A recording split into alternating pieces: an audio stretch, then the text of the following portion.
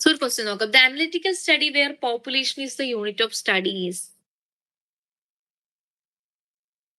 So ഓപ്ഷനിൽ cross sectional, ecological, case control, cohort ഒക്കെ ഉണ്ട്. Answer will be cross section ആണെങ്കിലും കേസ് കൺട്രോൾ ആണെങ്കിലും കൊഹോട്ട് ആണെങ്കിലും ഒക്കെ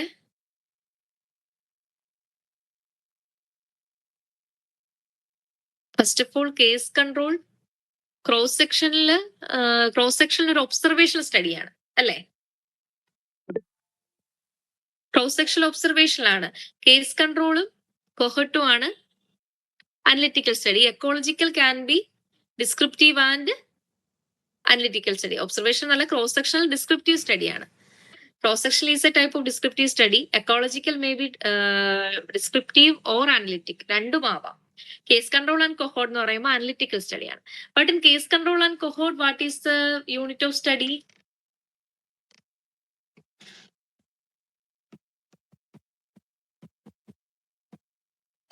Individual is the unit of study.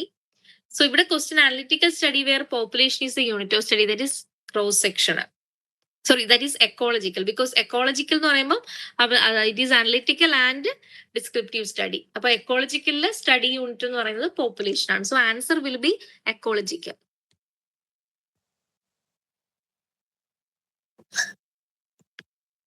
The natural history of disease is studied with longitudinal study. ഇനി കുറെ പറഞ്ഞു വരും.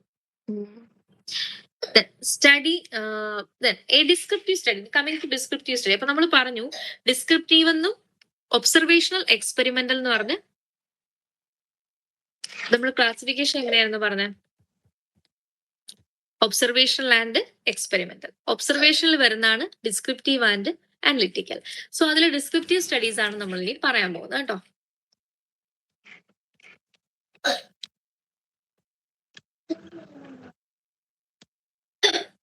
So a descriptive study can be defined as one in which only one group of subject is studied. Only one group of subject is studied without any comparison for describing the outcome in terms of its frequency and its distribution according to selected variables related to person, place and time.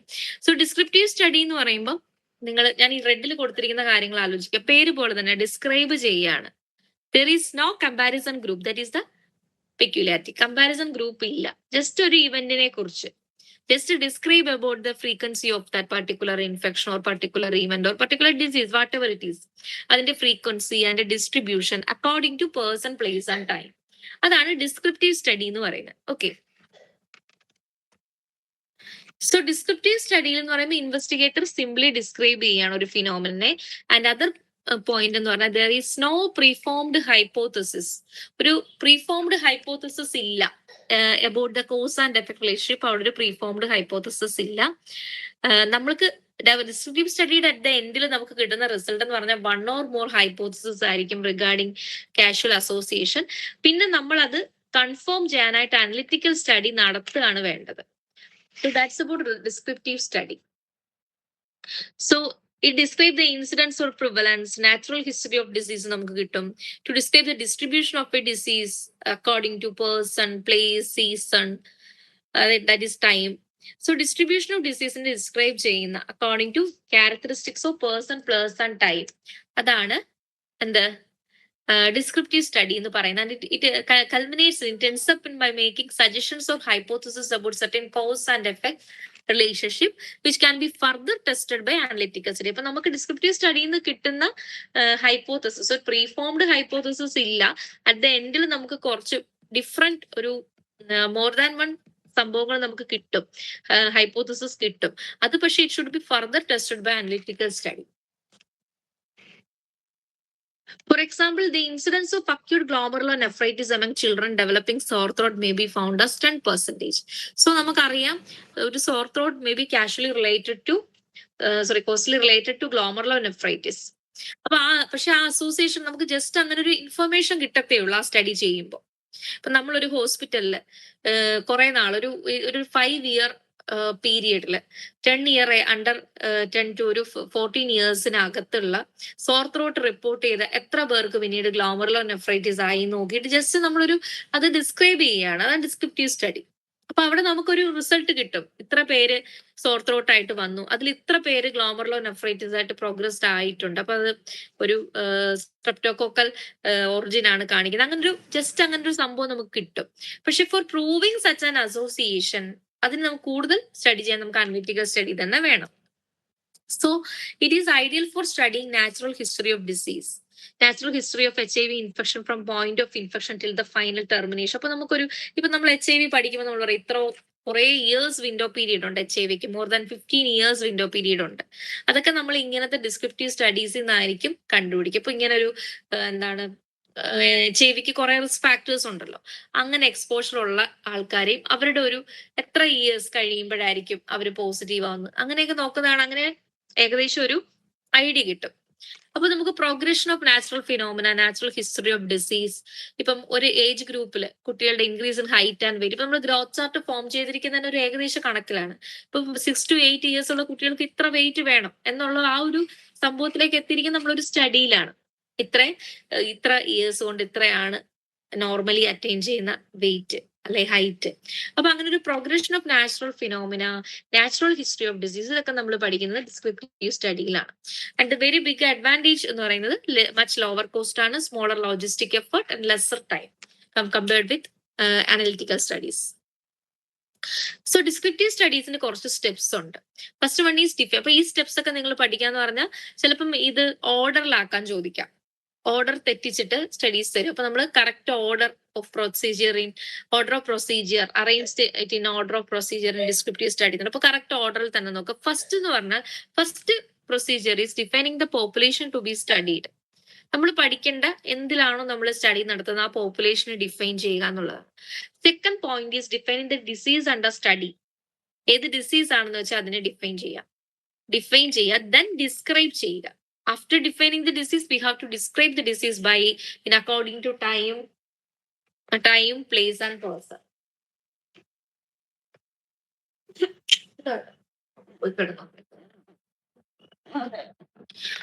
So then measurement of disease, then comparing with non-indices, and formulation of an etiological hypothesis. അപ്പൊ നമുക്ക് first നമ്മൾ population define ചെയ്യുന്നു, then we have to define the disease, then we have to describe the disease, then we have to measure the disease and compare with non-indices, and finally we will get an etiological hypothesis. So coming to the procedures, first one is defining the population. So descriptive studies are investigations of population. So for a defined population എന്ന് പറയുമ്പോൾ not only in the 10,000 ആൾക്കാരുള്ള ഒരു population എന്നല്ല. Define ചെയ്യാന്ന് പറഞ്ഞാൽ not only in terms of number, it also in terms of age, sex and occupation. 10,000 ആൾക്കാരുള്ള ഒരു place, ഒരു വില്ലേജ്, അതിൽ എത്ര ഏജ് ഗ്രൂപ്പിൽ ഇത്ര പേര്, ഇത്ര മെയിൽസ് ആൻഡ് ഇത്ര ഫീമെയിൽസ്, അതാണ് ഡിഫൈനിങ് ദ പോപ്പുലേഷൻ എന്ന് ഉദ്ദേശിക്കുന്നത്. So the defined population could be a whole geographic region, ഒരു റിപ്രസെന്റേറ്റീവ് സാമ്പിൾ ആവാം, ഒരു സ്പെഷ്യലി സെലക്ടഡ് ഗ്രൂപ്പ് നമുക്ക് എടുക്കാം. ഇപ്പൊ ഒരു ഓക്കുപേഷൻ ഇത്ര, ഇപ്പൊ നമ്മളിപ്പം HIV കാര്യം പറഞ്ഞു, ഇത്ര സെക്സ് വർക്കേഴ്സിൽ എത്ര പേർക്ക് HIV വന്നു, അപ്പൊ നമ്മൾ എടുക്കുന്ന പോപ്പുലേഷൻ എന്ന് പറഞ്ഞാൽ സെക്സ് വർക്കേഴ്സ്, ഇത്ര ഏജ് ഗ്രൂപ്പിലുള്ള സെക്സ് വർക്കേഴ്സ്. അപ്പൊ should be large enough so that it is meaning full. Population large ആയിരിക്കണം. നമ്മളിപ്പോ നോർമലി സ്റ്റഡീസ്, നമ്മളിപ്പോ ഒരു PG തീസിസിന് വേണ്ടി സ്റ്റഡി ചെയ്യുവാണെങ്കിൽ നമ്മൾ എടുക്കുന്ന സാമ്പിൾ സൈസ്, ഇപ്പം നമ്മളൊരു 10 പേര് അല്ലെങ്കിൽ 20 സാമ്പിൾ സൈസ്, നമ്മളിപ്പം മിനിമം ഒരു 30-40 സാമ്പിൾ സൈസ് ഉണ്ടെങ്കിൽ ആ സ്റ്റഡി കുറച്ചുകൂടി ബെനിഫിഷ്യൽ ആയിരിക്കും. അപ്പം എത്ര ലാർജ് ആവുന്നോ അത്രയും കുറച്ചുകൂടി മീനിങ് ഫുൾ ആയിരിക്കും. And should be stable without migration in or out. ഒരു സ്റ്റേബിൾ പോപ്പുലേഷൻ ആയിരിക്കണം. Should not be different from other communities in the region. ആ റീജിയനിലെ മറ്റ് കമ്മ്യൂണിറ്റീസും ഡിഫറെന്റ് ആയിരിക്കും. ഇതൊക്കെയാണ് ഒരു ഡിഫൈൻഡ് പോപ്പുലേഷൻ എന്ന് പറയുന്നത്. അപ്പൊ നമുക്ക് ഒരു പർട്ടിക്കുലർ പോപ്പുലേഷനെ കുറിച്ച് പഠിക്കണമെങ്കിൽ നമ്മൾ എടുക്കുന്ന ആ പോപ്പുലേഷൻ, നമ്മൾ സ്റ്റഡി എടുക്കുന്ന പോപ്പുലേഷൻ ഷുഡ് ബി, അതൊരു റിപ്രസെന്റേറ്റീവ് സാമ്പിൾ ആയിരിക്കണം, സ്പെഷ്യലി സെലക്ടഡ് ഗ്രൂപ്പ് ആയിരിക്കണം, ലാർജ് ആയിരിക്കണം, സ്റ്റേബിൾ ആയിരിക്കണം, not be different from other communities in the region. Then coming to defining the disease define ചെയ്യണമെങ്കിൽ it can be measured and identify the defined population with a degree of accuracy. അപ്പൊ നമ്മളൊരു clinician disease define ചെയ്യുന്ന പോലെയല്ല നമ്മൾ community മെഡിസിനിൽ disease define ചെയ്യുന്നത്.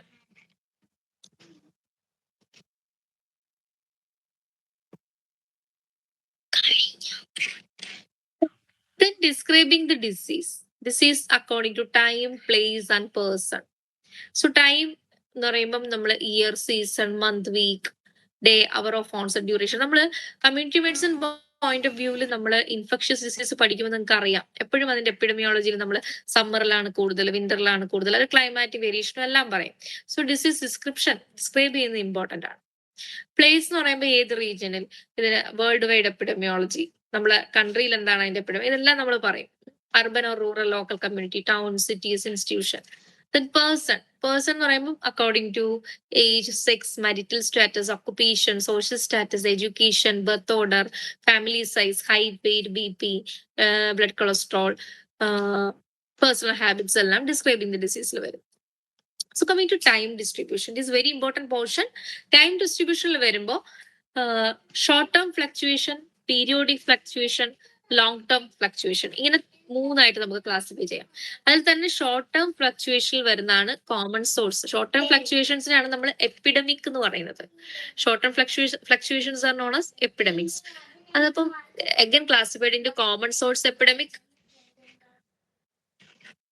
common source epidemic, propagated epidemic, slow or modern epidemic. Periodic fluctuations ലാണ് seasonal trend, cyclic trend ഒക്കെ വരുന്നത്. long term or secular trend. So the epidemic curve എന്ന് പറയുമ്പോൾ ഒരു graph of time distribution of epidemic cases ആണ് epidemic curve എന്ന് പറയുന്നത്. So coming to short term fluctuations. Short term fluctuationന്റെ മെയിൻ നെയിം ആണ് എപ്പിഡമിക് എന്ന് നമ്മൾ പറയുന്നത്. The occurrence in a community or region of cases of an illness or other health related events clearly in excess of normal expectancy. നമ്മൾ normally expect ചെയ്യുന്നതിനേക്കാൾ കൂടുതലായിട്ട് ഒരു illness വരികയാണ്. അപ്പൊ അതിനെയാണ് നമ്മൾ എന്ത് പറയുന്നത്, എപ്പിഡമിക് എന്ന് പറയുന്നത്. നമ്മൾ നോർമലി എക്സ്പെക്ട് ചെയ്യുന്നതിനേക്കാളും എക്സസ് ഓഫ് നോർമൽ എക്സ്പെക്ടൻസി ഒരു ഇൽനെസ് ഒരു റീജിയനിൽ ഒക്കർ ചെയ്യുന്നതാണ്. It is known as epidemic. So type of epidemics, there are 3 types of epidemics: common source epidemics, propagated epidemics and slow or modern epidemics. So common source epidemics എന്ന് പറയുമ്പോൾ അതിൽ തന്നെ രണ്ടെണ്ണം ഉണ്ട്. സിംഗിൾ ഓർ പോയിന്റ് എക്സ്പോഷറും ഉണ്ട്, continuous or multiple എക്സ്പോഷറും ഉണ്ട്. Propagated epidemics person to person, arthropod, vector, animal reservoir. Then slow or modern epidemics. So coming to common source epidemics, എപ്പോഴും question വരുന്ന ഒരു ഏരിയ ആണ് ഇപ്പൊ ഷോർട്ട് ടേം ഫ്ലക്ച്വേഷൻസ് അല്ലെങ്കിൽ epidemics എന്ന് പറയുന്നത്. അപ്പൊ കോമൺ സോഴ്സ് എപ്പിഡമിക്സിൽ വരുമ്പോൾ single exposure. Single exposure, as the name suggests, it occurs due to an infectious agent or a result of contamination of the environment and develops within one incubation period. Four example ഒരു common ഒറ്റ infectious agent അല്ലെങ്കിൽ ഒരു എൻവയോൺമെന്റിനാണെങ്കിൽ ഒരു ഒറ്റ പോയിന്റിൽ ഒരു contamination കൊണ്ട് ഉണ്ടാവുന്നതാണ് within one incubation period. Here the one incubation period is A very striking point. For example Bhopal gas tragedy. ഇപ്പൊ ഭോപ്പാൽ ഗ്യാസ് ട്രാജഡി എന്ന് പറയുമ്പോൾ ആ ഒരു ഗ്യാസ് അതാണ് അവിടുത്തെ റിസ്ക് ഫാക്ടർ എന്ന് പറയുന്നത്. പക്ഷെ ആ ഒരു ഒറ്റ പോയിന്റിൽ ആ ഒരു ഒറ്റ കോസേറ്റീവ് ഫാക്ടർ കൊണ്ട് ഒരു വിത്തിൻ വൺ ഇൻക്യുബേഷൻ പീരീഡ് കുറെ പേര് അവിടെ ഡെത്ത് ആവുന്നു, കുറെ പേര് സഫർ ചെയ്യുന്നു അല്ലെ. മിനിമാത്ത ഡിസീസ് അത് അറിയാം, Japan I think Japan Minamata disease ഒരു മെർക്കുറി പോയിസണിങ് ആണ് ഫിഷ് ഒരു ഇതിൽ വരുന്നത്. സോ അപ്പം ഒറ്റ ഒരു കോസറ്റീവ് ഏജന്റിൽ നിന്ന് ഒരു വിത്തിൻ വൺ ഇൻക്യുബേഷൻ പീരിയഡ് വരുന്നതാണ് എപ്പിഡമിക് ആയിട്ട് മാറുന്നതാണ് സിംഗിൾ എക്സ്പോഷർ എപ്പിഡമിക് എന്ന് പറയുന്നത്. അപ്പൊ ഇവിടെ എപ്പിഡമിക് കർവ് എന്ന് പറയുമ്പോൾ ഫസ്റ്റ് റൈസ് ചെയ്യും, ദെൻ ഇറ്റ് ഫോൾസ് റാപ്പിഡ്ലി. ഒറ്റൊരു it has usually one peak, it tends to be explosive. അതായത് ഷോർട്ട് ടൈമിൽ തന്നെ ക്ലസ്റ്ററിങ് ഓഫ് കേസസ് ഉണ്ടാവും. ഇപ്പൊ നമ്മുടെ നാട്ടില് എന്താണെങ്കിൽ ഉത്സവം, ക്ഷേത്രത്തിൽ പടക്കം അല്ലെ, പടക്കപ്പൊരിക്ക് തീ കത്തുക. അപ്പം അതെന്ന് പറഞ്ഞാൽ that is A common source epidemic, single exposure common source epidemic ആണ്. ഓക്കെ, സോ ആ ഒരു എപ്പിഡമിക് കർവ് ഇതുപോലെ ഇരിക്കും. ഹിസ്റ്റോഗ്രാമിലും എപ്പിഡമിക് കർവിൽ നമ്മൾ ഒരു സിംഗിൾ ഒരു വൺ പീക്ക് കാണും. Sudden fall and sudden rise and sudden fall ആയിരിക്കും.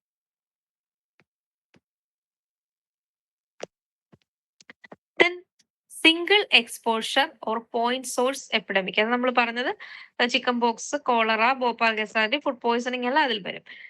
Then second one, continuous exposure. Continuous exposure എന്ന് പറയുമ്പോൾ it is when the exposure from the same source is prolonged and the epidemic continues over more than one incubation period.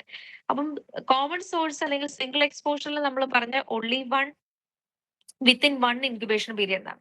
ഇവിടെ more than 1 incubation period ഒരു same സോഴ്സിൽ നിന്ന് തന്നെ ഒരു prolonged പീരിയഡിലേക്ക് ഇങ്ങനെ എപ്പിഡമിക് കണ്ടിന്യൂ ചെയ്തുകൊണ്ടേയിരിക്കും. It reaches a sharp peak but tails off gradually over a longer period ഉണ്ട്. ഫോർ എക്സാമ്പിൾ ഒരു contaminated village, if there is a contaminated village in a contaminated water in a water or well source of water or contaminated well in a village, അതപ്പോ എന്താണ് അതൊരു source of infection ആയിട്ട് ഇങ്ങനെ act ചെയ്യും. ഒരു ടൈമിൽ അത് കൂടുതലായിരിക്കും, ഒരുപാട് പേര് ഇൻഫെക്റ്റഡ് ആവും, പിന്നെ അത് ഗ്രാജുവലി കുറഞ്ഞു വരും. പക്ഷെ അവിടെ ഇപ്പൊ മോർ ദാൻ 1 ഇൻക്യുബേഷൻ പീരിയഡ് ഉണ്ട്, അല്ലെങ്കിൽ ഒരു നാഷണൽ ഡിസ്ട്രിബ്യൂട്ടർ വാക്സിന്റെ എഫക്ട്, ഒരു ഫുഡിന്റെ എഫക്ട്, വാട്ടർ ബോൺ കോളറ, ഇതെല്ലാം കണ്ടിന്യൂസ് എക്സ്പോഷറിൽ വരും. ഓക്കെ,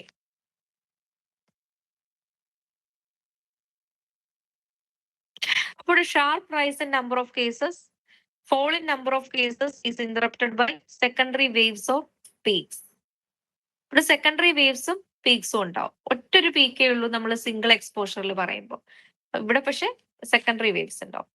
സോ എക്സാമ്പിൾസ് ആണ് ഫിലാഡൽഫിയയിലെ legionnaires disease outbreak in Philadelphia, പ്രോസ്റ്റിറ്റ്യൂട്ടിന്റെ gonorrhoea outbreak, nationally distributed brand vaccine of food, contaminated well in a village.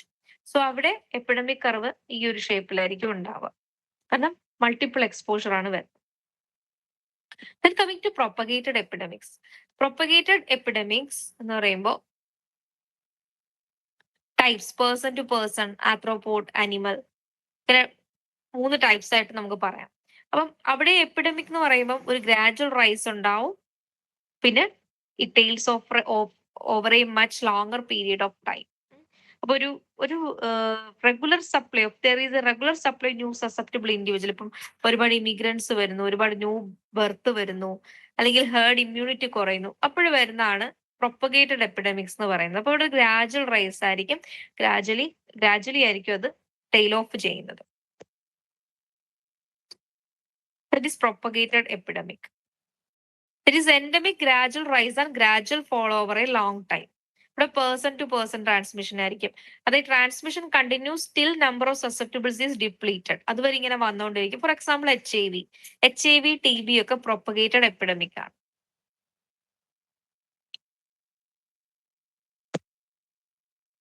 ഇതെല്ലാം നമ്മൾ these all are about short term fluctuation. Common source or single exposure ആയാലും multi exposure ആയാലും propagated epidemic ആണെങ്കിലും ഒക്കെ നമ്മൾ പറഞ്ഞത് common shorter ഫ്ലക്ച്വേഷൻസിലാണ്. Then coming to periodic fluctuations. Periodic as a name suggest, periodic ആണ്, സീസണൽ ആണ്. സീസണൽ ട്രെൻഡും ഉണ്ട്, സൈക്ലിക് ട്രെൻഡും ഉണ്ട്. അപ്പൊ സീസണൽ ട്രെൻഡ് എന്ന് പറയുമ്പോൾ സീസണൽ വേരിയേഷൻ ആണ് അവിടെ വരുന്നത്. കമ്മ്യൂണിക്കബിൾ ഡിസീസിൽ നിങ്ങൾ പാർക്ക് ടെക്സ്റ്റ് നോക്കിയാൽ അറിയാം. ഇപ്പൊ മീസിൽസ് ആണെങ്കിൽ നമ്മൾ കൂടുതൽ വിന്ററിൽ പറയും. ചിക്കൻ ബോക്സിനും 2 സീസൺ പറയും. സമ്മർ സീസണിലും ഉണ്ട് ചിക്കൻ ബോക്സ്, പിന്നെ ആ ഒരു ഒക്ടോബർ നവംബർ ആ ഒരു സമയത്തും ചിക്കൻ ബോക്സ് പ്രിവലന്റ് ആയിട്ട് വരും. സോ സീസണൽ വേരിയേഷൻ എന്ന് പറഞ്ഞാൽ characteristics of many communicable disease. അതുപോലെ നോൺ ഇൻഫെക്ഷ്യസ് ഡിസീസ് ആൻഡ് കണ്ടീഷൻസും ഉണ്ട്. അതായത് സൺസ്ട്രോക്ക്, ഹേ ഫീവർ ഒക്കെ ഒരു സീസണൽ വേരിയേഷൻ കാണിക്കും. ഹേ ഫീവർ ആണെങ്കിൽ ആ ഒരു ഓഗസ്റ്റ് ആ ഒരു സമയത്തൊക്കെ ആയിരിക്കും കൂടുതലായിട്ട് കാണിക്കുന്നത്. സൺസ്ട്രോക്ക് ആണെങ്കിൽ നമുക്കറിയാം നമ്മുടെ സമ്മർ സീസണിലായിരിക്കും കൂടുതലായിട്ട് കാണിക്കുന്നത്. അപ്പൊ അതാണ് സീസണൽ ട്രെൻഡ് എന്ന് പറയുന്നത്. Coming to cyclic trend. Cyclic trend എന്ന് പറയുമ്പോൾ some disease occur in cycles. Cycle spread over short period of time, days, weeks, months or years. അതിപ്പോ ഇൻഫ്ലുവൻസ എന്ന് പറയുമ്പോൾ ചിലപ്പോൾ അതിന്റെ പാൻഡമിക് വരുന്നത് ഒരു ഇന്റർവൽസ് ഓഫ് 7 to 10 ഇയേഴ്സ് ആയിരിക്കും. ഇപ്പൊ നമ്മൾ പറയുകയാണെങ്കിൽ കോവിഡ്, സാഴ്സ് എല്ലാം ഒരു കൊറോണ വൈറസ് റെസ്പിറേറ്ററി ഇതാണ് കോസ് ചെയ്യുന്നത്. അപ്പൊ അതൊക്കെ ഒരു കുറെ ഇയേഴ്സിന്റെ ഡിഫറൻസിൽ ഇങ്ങനെ വന്നുകൊണ്ടിരിക്കും. അപ്പൊ സൈക്കിൾ ആയിട്ടാണ് വരുന്നത് over short period of time. പിന്നെ നോൺ ഇൻഫെക്ഷ്യസ് കണ്ടീഷൻ സൈക്ലിക് ട്രെൻഡിൽ പറയുന്നത് നമ്മുടെ ആക്സിഡൻസ്, ഓട്ടോമൊബൈൽ ആക്സിഡൻസ് അങ്ങനെ വരുന്നതാണ്. US ഇതിന് ടെക്സ്റ്റിൽ കൊടുത്തിരിക്കുന്ന example automobile accidents in US are more frequent on weekends. വീക്കെൻഡ്സിൽ കൂടുതൽ ഫ്രീക്വന്റ് ആയിട്ട്. അപ്പൊ ഒരു സൈക്ലിക് ട്രെൻഡ് ആണ് കാണിക്കുന്നത്. ഓക്കെ, ബിക്കോസ് വീക്കെൻഡിൽ കുറച്ച് തിരക്ക് കൂടുതലാവുന്നതുകൊണ്ടാവാം.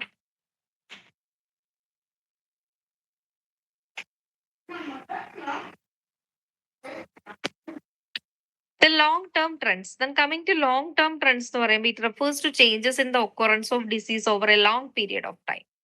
ഫോർ എക്സാമ്പിൾ ഡയബറ്റീസ്, കൊറോണ നമുക്കറിയാം. നമ്മളൊരു 10 ഇയേഴ്സ് മുന്നേ ഉള്ള ഡയബറ്റീസ് മെൽറ്റിസ് ഇൻസിഡൻസ് അല്ല ഇപ്പോ. 10 ഇയേഴ്സ് മുമ്പേ ഉള്ള cancer or hyper tension risk അല്ല ഇപ്പോൾ ഉള്ളത്. അപ്പൊ അത് ചിലപ്പം അപ്വേർഡ് ട്രെൻഡ് കാണിക്കാം, ചിലപ്പോൾ ഡീക്ലൈൻ പോളിയോ മൈലൈറ്റിസ് നമ്മളൊരു കുറെ 20 ഇയേഴ്സ് ബാക്ക് എടുത്താൽ അതിന് കുറച്ചുകൂടി റേറ്റ് കൂടുതലായിരുന്നിരിക്കാം 20 ഇയേഴ്സ് ബാക്ക്. ഇപ്പൊ അത് പക്ഷെ അത്രക്കില്ല പോളിയോ മൈലൈറ്റിസ് അല്ലെ, നമ്മൾ due to the effect of vaccination. So അങ്ങനെ ഇങ്ങനെ ചേഞ്ച് സംഭവിക്കും over a long period of time. Changes in the occurrence of disease ആണ് ലോങ് ടേം ട്രെൻഡ് എന്ന് നമ്മൾ പറയുന്നത്. Then coming to endemic. Endemic ഇപ്പൊ നമ്മളിപ്പം ഇത് പറയുമ്പോൾ എൻഡമിക് കൂടെ പറയാണ്. എൻഡമിക് എപ്പിഡമിക് പറഞ്ഞതുകൊണ്ട് എൻഡമിക് എന്ന് പറയുമ്പോൾ constant presence of a disease or infectious agent in a defined geographical area.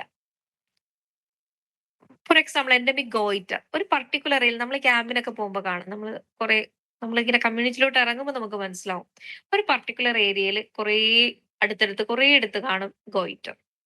അപ്പൊ അത് എൻഡമിക് ആണ്, constant presence of a disease or infectious agent in a defined geographical area. അപ്പം it is the usual or ആണ് expected frequency of a disease in a population. അതിനെയാണ് നമ്മൾ expected ഫ്രീക്വൻസിയിൽ ഒരു പോപ്പുലേഷനിൽ ആ ഒരു ഡിസീസ് വരുന്നു. അതിപ്പോ due to the characteristics of the particular geographic area. Causative factor അവിടെ തന്നെ കാണും, അയഡിൻ ഡെഫിഷ്യന്റ് ഏരിയ ആയിരിക്കും, അങ്ങനെയൊക്കെ. അപ്പൊ അതാണ് എൻഡമിക് എന്നുകൊണ്ട് ഉദ്ദേശിക്കുന്നത്. Endemic are mainly of 2 types, holo endemic and hyper endemic. Hyper endemic means constant presence of a disease or infectious agents at high incidence or prevalence and affect all age group equally. ഒരു constantly ഒരു infectious disease or presence of a disease is there in high incidence and prevalence. Holo endemic അത് all age ഗ്രൂപ്പിനെ affect ചെയ്യും. Hyper endemic എന്ന് പറയുമ്പോൾ, holo endemic എന്ന് പറയുമ്പോൾ ഒരു high level of infection beginning early in life affecting most of the children population. അതാണ് hollow endemic. കുട്ടികളെ ഒരു പർട്ടിക്കുലർ ഏജ് ഗ്രൂപ്പ് കുട്ടികളെ ഇപ്പൊ കൂടുതലായിട്ട് അഫക്ട് ചെയ്യുന്നു, ഏർലി ലൈഫിൽ അഫക്ട് ചെയ്യുന്നു. That is holo endemic. So endemic എന്ന് പറയുമ്പോൾ hyper endemic and holo endemic 2 types ഉണ്ട്. ദെൻ പാൻഡമിക്, നമുക്ക് കോവിഡ് സമയത്ത് വളരെ ഫെമിലിയർ ആയിട്ടുള്ള ഒരു ടൈമാണ് pandemic. Country to country spread ഒക്കെ പോസിബിൾ ആയിട്ടുള്ള, it usually affecting a larger proportion of population occurring over a large geographical area. ഒരു കോണ്ടിനെന്റ് ആവാം, ഒരു നേഷൻ ആവാം, വേൾഡ് വൈഡ് ആവാം, അല്ലെ? ബെസ്റ്റ് എക്സാമ്പിൾ കൊറോണ തന്നെയാണ്. ദെൻ സ്പൊറാഡിക് എന്ന് പറയുമ്പോൾ സ്കാറ്റേർഡ് അബൌട്ട്, കേസസ് ഇങ്ങനെ അവിടെ ഇവിടെ സ്കാറ്റേർഡ് ആയിട്ട് കിടക്കും, കണക്ഷൻസ് ഒന്നും കാണില്ല. അതാണ് show little or no connection, cases are widely separated in space and time. So these about time distribution. അപ്പൊ നമ്മളിപ്പോ ഈ പറഞ്ഞത് ടൈം ഡിസ്ട്രിബ്യൂഷനിലാണ് നമ്മൾ short time fluctuation, long time fluctuation, long time trends ഒക്കെ പറഞ്ഞു. നമ്മൾ സീസണൽ സൈക്ലിക് ട്രെൻഡ് പറഞ്ഞു, common source, propagated epidemic, multiple source എല്ലാം നമ്മൾ പറഞ്ഞു. So then coming to play, ഇതെല്ലാം നമ്മൾ ഡിസ്ക്രിപ്റ്റീവ് സ്റ്റഡിയുടെ അണ്ടറിലാണ് ഈ പറയുന്നത് കേട്ടോ. ഡിസ്ക്രിപ്റ്റീവ് എപ്പിഡമിയോളജിക്കൽ സ്റ്റഡി എന്ന് പറഞ്ഞാൽ നമ്മൾ to describe a study on the basis of this in the term of time, place, person. So place distribution ആണ് ഇനി വരുന്നത്. അതിൽ പ്ലേസ് വേരിയേഷനിൽ ഇന്റർനാഷണൽ വേരിയേഷൻ വരാം, national, rural, urban, local distribution അങ്ങനെയൊക്കെ വരാം. അപ്പം ഇന്റർനാഷണൽ ആണെങ്കിൽ നമ്മളിപ്പം അത് നിങ്ങൾ ടെക്സ്റ്റിൽ PM ടെക്സ്റ്റിലൊക്കെ കാണുന്നുണ്ടാവും. സിയസ്റ്റോമക്ക് അപ്പം ഇത് ഏഷ്യൻസിലാണ് കൂടുതൽ, മറ്റത് ഇങ്ങനെ എന്താണ് നീഗ്രോസിലാണ് ഇന്ന ഡിസീസ് കൂടുതൽ, ഇങ്ങനെ പറയാം. അപ്പൊ അങ്ങനെ ഒരു ജോഗ്രഫിക്കൽ ഇത് നമ്മൾ പറയുമ്പോൾ because the pattern of disease is not the same everywhere. അതാണ് ഇന്റർനാഷണൽ വേരിയേഷൻ എന്ന് പറയുന്നത്. National variation within the countries തന്നെ നമുക്ക് പറയാം. ഹിമാലയൻ ഏരിയസിലാണ് ഈ ഡിസീസ് കൂടുതൽ, അങ്ങനെ നമ്മൾ പറയും. ഇപ്പൊ സൗത്ത് ഇന്ത്യയിലോട്ട് ഈ ഡിസീസ് കൂടുതൽ. അപ്പൊ അങ്ങനെ പറയുന്നതാണ് നാഷണൽ വേരിയേഷൻ എന്ന് നമ്മൾ പറയുന്നത്. Migration studies.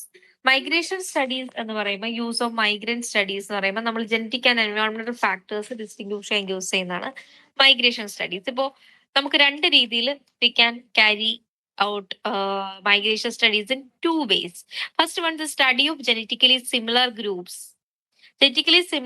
ഇപ്പൊ ട്വിൻസിൽ നമുക്കൊരു സ്റ്റഡി നടത്താം. ട്വിൻസിൽ ഈ ഡിസീസിന്റെ ഇൻസിഡൻസ് എങ്ങനെയാണ്, അതായത് അവര് ജനറ്റിക്കലി സിമിലർ ആണ്, പക്ഷെ ട്വിൻസ് ആണെന്ന് വെച്ചാൽ അവർ ജീവിക്കുന്ന എൻവയോൺമെന്റൽ കണ്ടീഷൻ ഡിഫറെന്റ് ആയിരിക്കാം, പക്ഷെ ജനറ്റിക്കലി സിമിലാരിറ്റി ഉണ്ട്. അപ്പൊ അത് നിങ്ങൾ കണ്ടിട്ടുണ്ടാവും.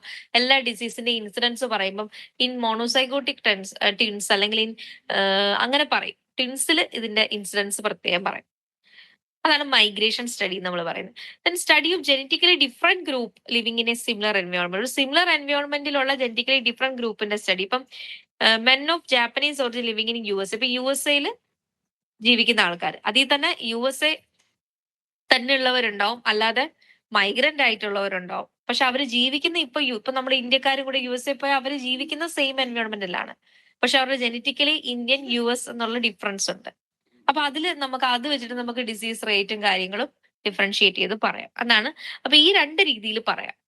അതായത് ജനറ്റിക്കലി സിമിലർ ആണ് പക്ഷെ ഡിഫറെന്റ് എൻവയോൺമെന്റ്, അല്ലെങ്കിൽ ജനറ്റിക്കലി ഡിഫറെന്റ് ആണ് but lives in similar environment. ഈ 2 ബേസിസിൽ പറയുന്നതാണ് മൈഗ്രേഷൻ സ്റ്റഡീസ് എന്ന് പറയുന്നത്.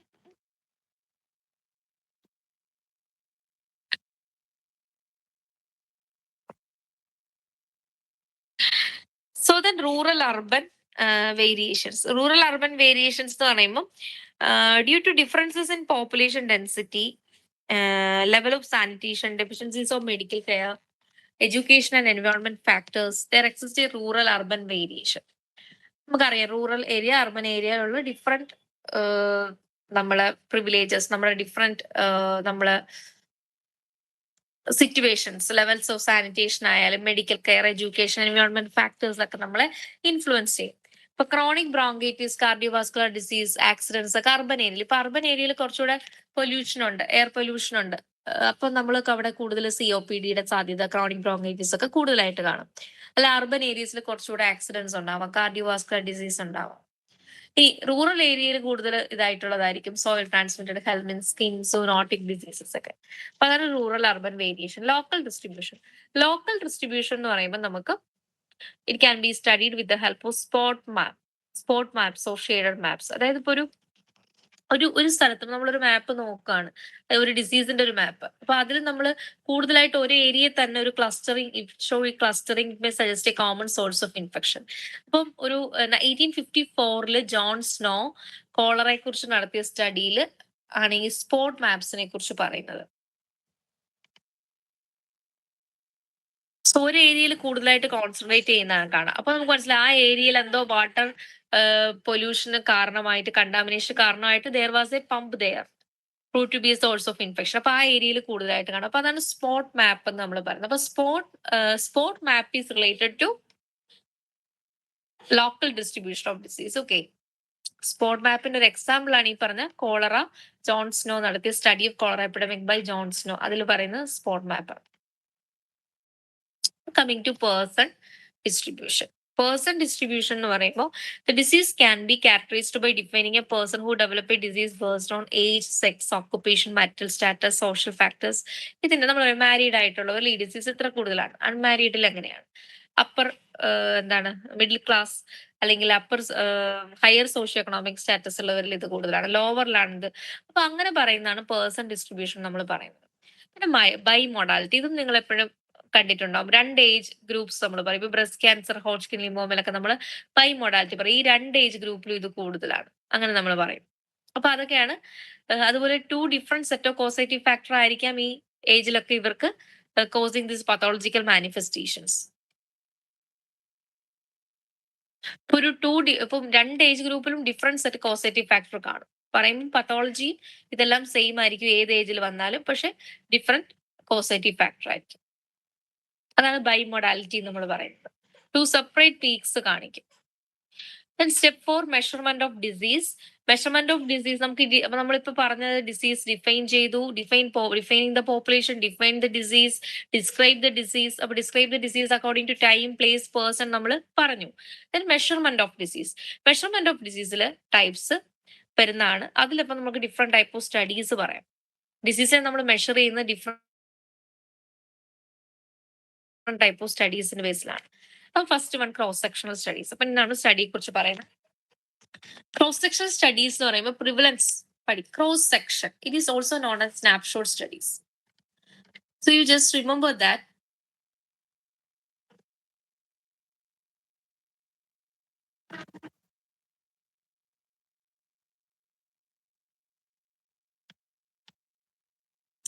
So, cross-sectional study is otherwise known as prevalence study. This is the simplest form of an observational study. It is an observational study, you know, but അതൊരു simplest form of observational study ആണ്. അവിടെ unit of study is individual. അതായത് നമ്മൾ just ഒരു cross section എടുക്കുകയാണ്. This time ഇപ്പൊ 2026 അല്ലെ 2025 എന്ന് പറയുന്ന ഇയറിൽ 18 to 14 ഇയേഴ്സിൽ എത്ര പേര് റോഡ് ആക്സിഡന്റിൽ മരിച്ചു?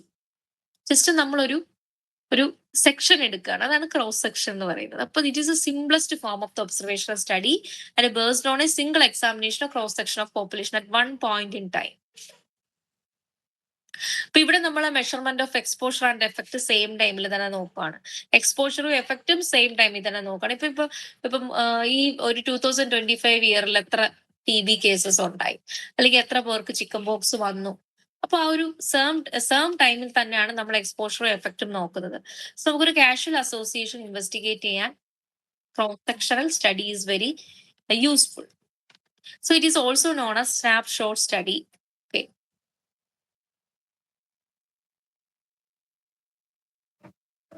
Longitudinal study. ലോഞ്ചിറ്റ്യൂഡിനൽ സ്റ്റഡിയിൽ നമ്മൾ ടു കാൽക്കുലേറ്റ് ഇൻസിഡൻസ്.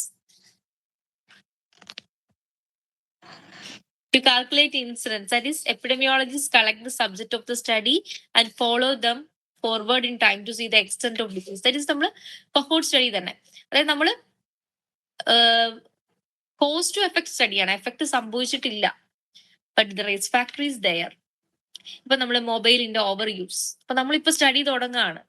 ഇപ്പൊ പിന്നെ അതിന്റെ എഫക്ട് ഒക്കെ സംഭവിച്ചു കഴിഞ്ഞു. എന്നാലും ഇപ്പൊ മൊബൈൽ ഓവർ യൂസ് കാരണം നമ്മുടെ അറ്റൻഷൻ സ്പാൻ കുറയും. അപ്പൊ നമ്മള് ഇപ്പൊ അത് ജസ്റ്റ് റിസ്ക് ഫാക്ടർ വന്നിട്ടുള്ളൂ. അപ്പൊ നമ്മൾ അത് ഇത്ര കമ്മിങ് 10 ഇയേഴ്സിൽ എത്ര പേർക്ക് അങ്ങനെ സംഭവിക്കുന്നു, എത്ര പേർക്ക് അത് എന്തൊക്കെ എഫക്ട്സ് ഉണ്ടായി, അതാണ് ലോഞ്ചിറ്റ്യൂഡിനൽ സ്റ്റഡി. ഇപ്പൊ ഒരു ഡിസീസിന്റെ ഇൻസിഡൻസ് പറയാൻ, to describe the progress of natural phenomena, അതിനൊക്കെയാണ് നമ്മൾ ലോഞ്ചിറ്റ്യൂഡിനൽ സ്റ്റഡി പറയും.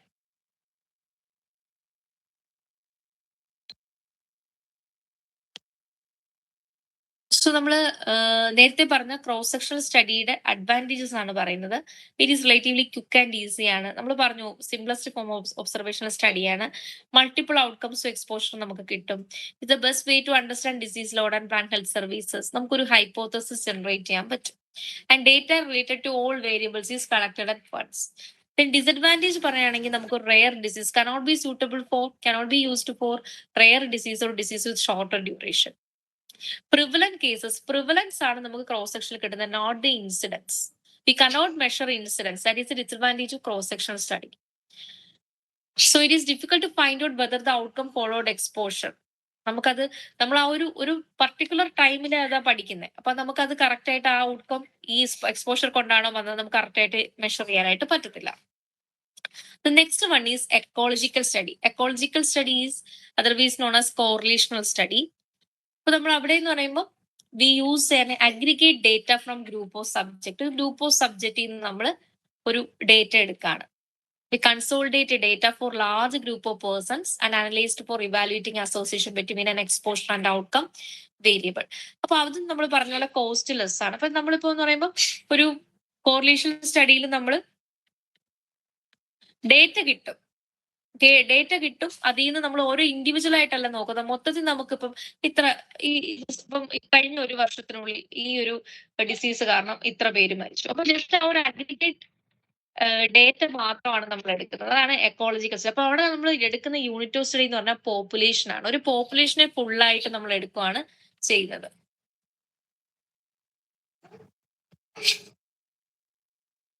Step 5, comparing with known indices. Next നമ്മൾ കമ്പാരിസൺസ് നടത്തും.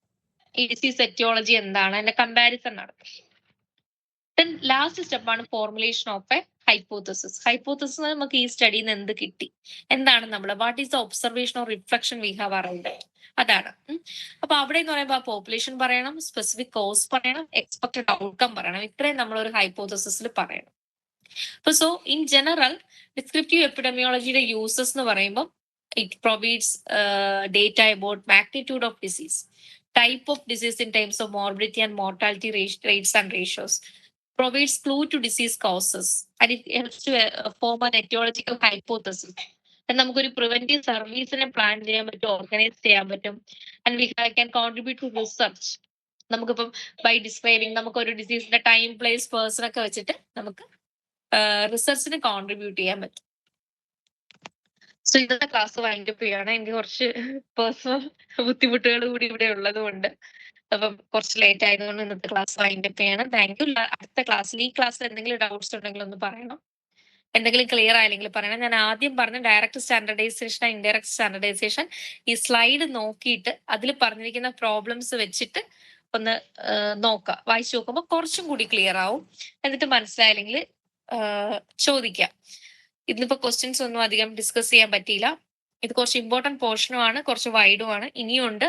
കണ്ടല്ലോ 144 സ്ലൈഡ്സ് ഉണ്ട്. സ്റ്റഡീസ് മാത്രം, എപ്പിഡമിയോളജിക്കൽ സ്റ്റഡീസ് മാത്രം. നമ്മൾ 85 കവർ ചെയ്തോളൂ. ഒരു ഉടനെ തന്നെ അടുത്ത ക്ലാസ് വെക്കാം. അപ്പൊ എന്തെങ്കിലും ഡൗട്ട് ആയിട്ട് ഇടയ്ക്കുണ്ടെങ്കിൽ പേഴ്സണലിയോ അല്ലെങ്കിൽ നല്ല ഡോക്ടറോ ആയിഷ ഡോക്ടറിന്റെ അടുത്തോ പറയാട്ടോ.